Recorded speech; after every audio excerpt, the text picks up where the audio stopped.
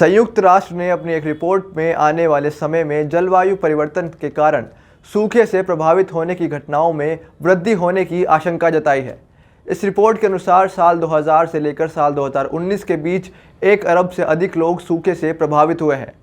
सूखे से प्रभावित होने वाले देशों में सबसे अधिक अल्प विकसित और साथ ही विकासशील देश भी इस लिस्ट में शामिल हैं और साथ ही अधिक प्रभावित रूप से महिलाएं और लड़कियां इस चीज़ से प्रभावित हुई हैं।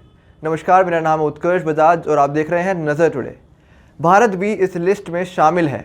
भारतीय कृषि क्षेत्र मुख्य रूप से मानसूनी वर्षा पर ही निर्भर रहता है। जल शक्ति मंत्रालय के अनुसार देश का लगभग 68% हिस्सा अलग अलग स्तरों पर सूखे से ग्रस्त हो रहा है। मंत्रालय के आंकड़े बताते हैं कि भारत के 35% क्षेत्रों में 750 मिलीमीटर से लेकर 1125 मिलीमीटर तक वर्षा होती है, जबकि 33% क्षेत्रों में ये हालात हैं कि वहाँ पर 750 मिलीमीटर से भी कम वर्षा होती है, जिसकी वजह से भारत के कुछ क्षेत्र ऐसे हैं जो सूखे से ज़्यादा प्रभावित होते हैं। भारतीय मॉनसून विज्ञान विभाग के अनुसार जब किसी क्षेत्र में होने वाली वर्षा सामान्य स्तर से 26% कम होती है तो वह क्षेत्र सूखे से ग्रस्त हो जाता है।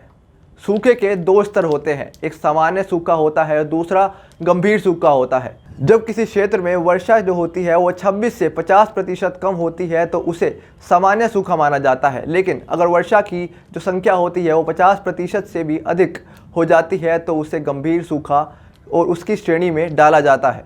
भारत में सूखे से सबसे प्रभावित जो राज्य हैं उसमें राजस्थान, महाराष्ट्र, कर्नाटक और मध्य प्रदेश के भी इलाके हैं। इसके अलावा गुजरात, उत्तर प्रदेश का कुछ ही क्षेत्र ऐसा है जो सूखे से प्रभावित होता है। साथ ही झारखंड और उड़ीसा का भी कुछ क्षेत्र ऐसा है जो सूखे से खास तौर पर प्रभावित होता है और साथ ही तमिलनाडु का भी दक्षिणी भाग इस श्रेणी में शामिल है। भारत में सूखे का मुख्य कारण मानसून के दौरान कम वर्षा का होना माना जाता है।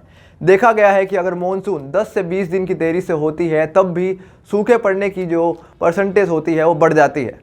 भारत में पड़ने वाले सूखे का एक मुख्य कारण यहाँ होने वाली वर्षा का असमान वितरण भी माना जाता है। इसका मतलब है अगर कुछ क्षेत्रों में वर्षा ज़्यादा होती है और लेकिन कुछ क्षेत्र ऐसे बच जाते हैं जहाँ पर वर्षा बहुत कम होती है।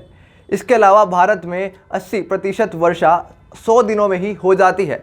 उसके बाद 20% जो वर्षा होती है वो बाकी के दिनों में होती है, जब सूखा पड़ने की जो संभावनाएं होती है वो ज़्यादा बढ़ जाती हैं। विश्व बैंक का अनुमान है कि सूखे की वजह से वर्ष 2050 तक कटोव 21.6 करोड़ लोगों को पलायन करने के लिए विवश होना पड़ सकता है। शुष्क तथा अनावृष्टि वाले क्षेत्रों में जल की आपूर्ति के लिए देश की मुख्य नदियों के बेसिन आपस में जोड़कर नदियों का एक ग्रीन बना देना चाहिए, जिससे सूखा पड़ने की जो नौबत आती है उसे कहीं ना कहीं रोका जा सकता है। जल संचयन के लिए अधिक से अधिक कुओं और तालाब आदि का निर्माण करना चाहिए। जल संग्रह के लिए छोटे बागों का निर्माण किया जाना चाहिए। सूखे पड़ने वाले क्षेत्रों में ऑर्गेनिक फार्मिंग जैसी तकनीकों को इस्तेमाल करना चाहिए। हो सकता है ये उस सूखे पड़ने वाले क्षेत्रों में एक तरीके से उसे बचाने का काम कर सकती है। इसी तरह की इन्फॉर्मेशंस को देखने के लिए जुड़े रहिए नज़र टुडे के साथ। वीडियोज़ अच्छी लगती हैं तो चैनल को सब्सक्राइब कीजिए, साथ ही कमेंट करके बताइए कि वीडियो कैसी लगती है।